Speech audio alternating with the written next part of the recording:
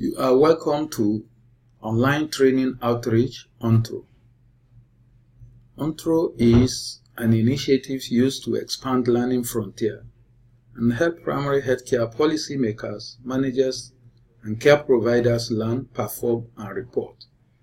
Join ontro.ihstrategies.org. This is online PAC lecture series, Primary Healthcare in Nigeria, Challenges, Opportunities, and the Policy Options. And this is session 1. My name is Dr. Mohammed Jibril Abdullah. I am the ONTRO coordinator and the principal instructor. Let us look at the learning objectives of this session. On completion of the topic, which will be made up of 2 sessions, participants will be able to understand health development in Nigeria, identify the objectives of the health system, describe the health outcomes in Nigeria, explain the difficulties and challenges in PAC development, explain the primary healthcare operationality contextual drivers, describe the challenges and the underlying factors, describe opportunities for improving primary healthcare, and finally, describe the way forward and the policy options. Let us look at the contents. What subject areas will we be talking about? We'll be speaking on the background, the objectives of the health system. We'll also talk about health outcomes, ask some fundamental questions, highlight of the difficulties and challenges. We'll talk about contextual drivers. We'll focus on political commitment, health governance, funding security, and social financial protection, and talk about infrastructural decay. Let us look at the background. Health system in Nigeria originated from the colonial medical services established to serve the colonial army. The services were therefore not developed in response to the needs of the people, that is, not for the people. Suffice to note that what was inherited at independence was a curative and urban-based service that was not suitable for our kind of population settlements. The services were not equitable in distribution. The third National Development Plan, 1975 to 1980, was the first conscious effort to develop a health plan based on national health needs. The Basic Health Service Scheme, BHSS, which we had earlier discussed on this platform, constitute the health component of the plan. The goals and objectives of the BHSS were not attained due principally to lack of political commitment and failure to adhere to the implementation plan. From 1985 to date, Nigeria has embarked on major efforts in reforming its health system, with the government and other stakeholders playing significant roles. There have been significant milestones, including the PAC rebirth of 1985 to 1992, during which the median national health policy of 1988 was articulated, with primary healthcare as the cornerstone. A number of provisions in the national health policy affirmed the centrality of primary healthcare to the achievement of an effective and efficient health system for Nigeria. Without sounding immodest, better health is not everywhere in Nigeria. However, it will be untruth to say that Nigeria has not had progress in health development. There is stagnation and underperformance in many aspects of health development, such that if truly health is wealth, we are indeed a very poor country. Using health as the basis of measurement means we are one of the poorest countries in Africa.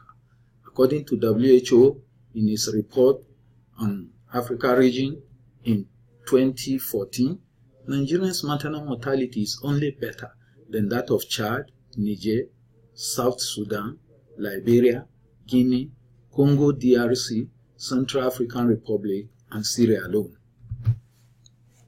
What are the objectives of the health system? The health system has 3 main objectives: to improve the health status, including the life expectancy of the population, by lowering mortality and morbidity rates; to protect the population against financial risk of health problems and response to citizens' demands and needs, that is, responsiveness to health and social demands. The relative importance of this objective shifts as the health status and other conditions of a country evolves in health transition. Now, we will be talking about health outcomes in Nigeria. We are familiar with the core values of primary healthcare, and the essential healthcare cannot be said to be universally available in Nigeria. Likewise, Nigeria cannot be said to be truly practicing primary healthcare. Now, let us look at the WHO Afro-Regional Health Report of 2014. Nigerians' health status indicators are dismally poor. According to the report, life expectancy at birth was 54 years, 4 years lower than the 58 years average for the African region. The maternal mortality ratio was 5.76 per 100,000 live births, against the 500 per 100,000 for African region. The infant mortality was 78 per 1,000 against 63 per 1,000 for African region. Also, under 5 mortality rate was 124 per 1,000 against 95 per 1,000 for African region. There are an estimated 3.5 million people living with HIV, one of the highest numbers of infected people anywhere in the world. Nigeria also has the 4th highest TB burden in the world. Now, let us look at some fundamental questions. Why are our efforts not paying off? How can Nigeria meet the health needs of the most disadvantaged segment of its population? We'll be looking at the difficulties and challenges in primary healthcare delivery.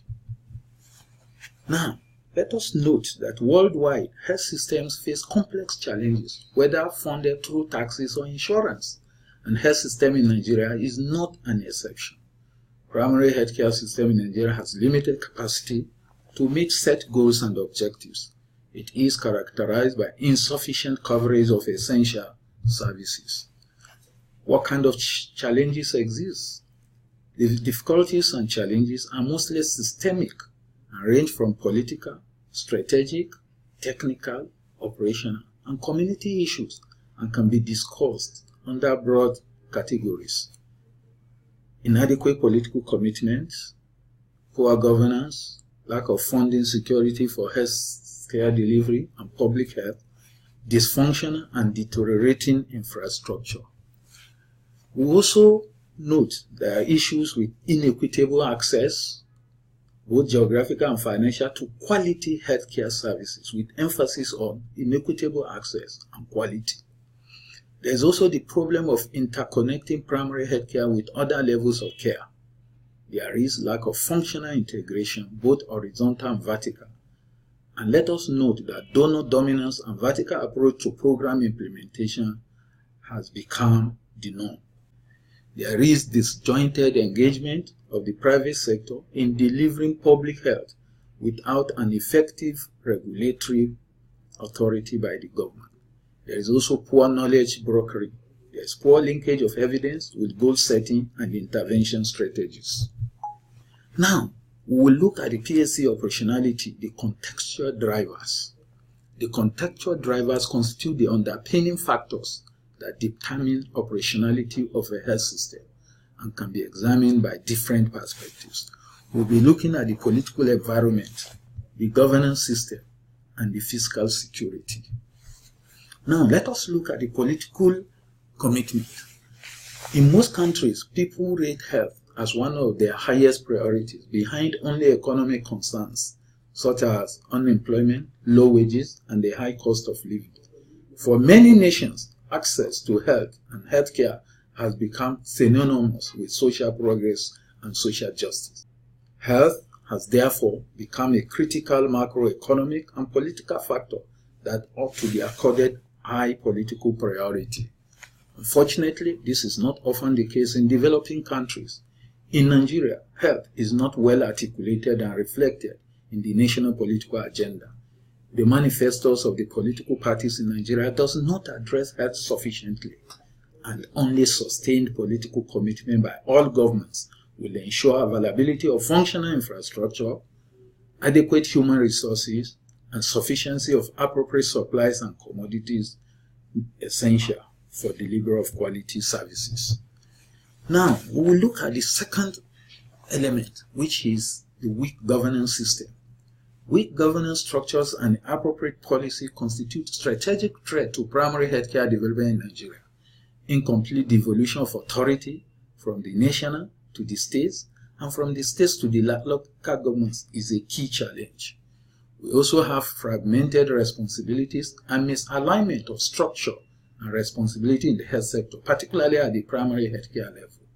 This is what has led to the introduction of primary healthcare under one roof.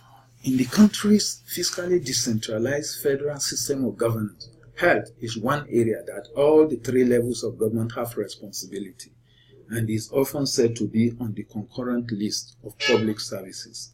But what is for everybody is for nobody. Let us further look at the issues that have to do with the weak governance system. There is poor capacity in managing and planning resources and implementation at all levels.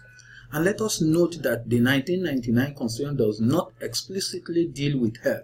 However, the National Health Policy laid the responsibility of providing healthcare services, and hence graduated health services are organized and delivered at the three levels of governance. The federal government is responsible for tertiary care, the state government provides secondary care, while the local government takes charge of the primary health care. From this arrangement, you will note that the weakest link in the federal governance chain was assigned responsibility for the most important aspect of the health service provision. The necessary strategic and technical support by the federal and state levels are often lacking. There are challenges in human resources for health in the areas of production, deployment, utilization, and retention.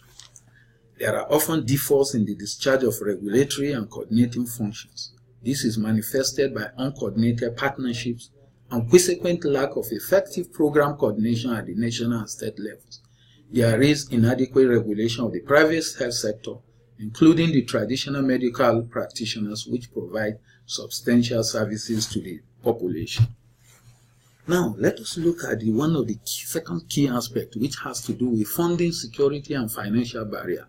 Health is not only capital intensive, it requires an effective budgeting system. The federal, state, and local governments in Nigeria are not allocating or spending enough to address the health needs of Nigerians. In 2001, all the African heads of state pledged in Abuja to allocate at least 15% of their total national budget to health. This commitment is widely known as the Abuja Declaration. By 2010, Nigeria had not made this target, and all the 6 African countries, including Liberia, Malawi, Burkina Faso, Djibouti, Botswana, and Rwanda, that have so far met the target are poorer than Nigeria. The issue of unrealistic and unreliable budget envelope constitutes a major bottleneck. The budgetary process suffers for a number of weaknesses that reduce the effectiveness of available funds. The most serious is budget execution. There are long delays, there are incomplete and unpredictable disbursements. Delay in budget disbursement causes unreliable flow of operating funds and damages staff morale. It affects quality of care and also disrupts the procurement of medical supplies, including essential drugs. The other aspect that has to do with financing is the financial protection. The World Health Organization has recommended that for countries to move towards universal health coverage, they must reduce the proportion of people who pay for health services at the point of need, that is, out-of-pocket expenditure for health. Out-of-pocket expenditure for health pushes millions of people into poverty every year. Unfortunately, in Nigeria, out-of-pocket payments are still the most common form of payment for health services, constitute close to 70%. And as a result, those who cannot afford to pay when they are ill are denied services. Insurance coverage in Nigeria is still less than 10%. Now, let's look at the aspect of donor assistance for health.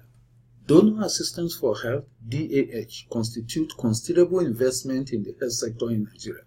However, the funds are often off budget, that is, they do not flow through the treasury and therefore often not in alignment to national priorities. There are challenges in data availability for tracking the funding flow and targets, and also lack of appropriate mechanisms for monitoring performance and accountability. Donor dominance has its own drawback in undermining the health system.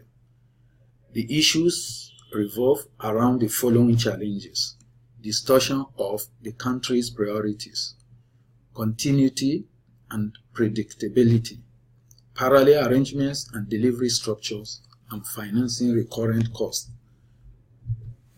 Now, let us look at infrastructural decay. Access to quality health services require adequate and functional infrastructure. Though there has been significant investments and expansion of health care infrastructure at all levels, many are in poor states. Looking further at infrastructural challenge, let us look at two documents. One is the Federal Ministry of Health Directory of Health Facilities in Nigeria 2011. There are close to 31,000 primary healthcare facilities, representing 87% of all health facilities. There are also 3,992 secondary level facilities, representing only 12% of healthcare facilities, and 83 number tertiary level facilities, representing 1% of all health facilities in Nigeria. Of all the facilities in Nigeria, 66% are public owned. And the second document is the World Bank report on improving PSC delivery in Nigeria 2010. Majority of the facilities surveyed are not functioning at optimal capacity in providing quality care, especially at the LGA and the ward levels.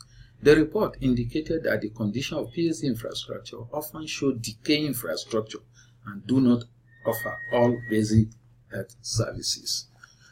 Looking further at the report, it indicates that close to 50% of facilities do not have the required health personnel. They do not have the required equipment, supplies, and pharmaceuticals needed to effectively deliver services. And about 2 out of every 5 health facilities have leaky roof, broken windows, or doors. And about 3 out of every 4 facilities do not have waste disposals, electricity, fridge or ice box, or toilets. And large percentage of facilities do not have basic pharmaceuticals on stock. Only about half of the PSC facilities have vaccines in stock. There are major constraints in the referral system. Only about half of the referred patients have easy communication with the referral center. For continuation, in section 2, we will discuss more of the challenges and also profile the way forward and policy options. Keep a date with online PSC lecture series. For unlimited learning opportunity, visit ontro.ihstrategies.org. Thank you very much and God bless.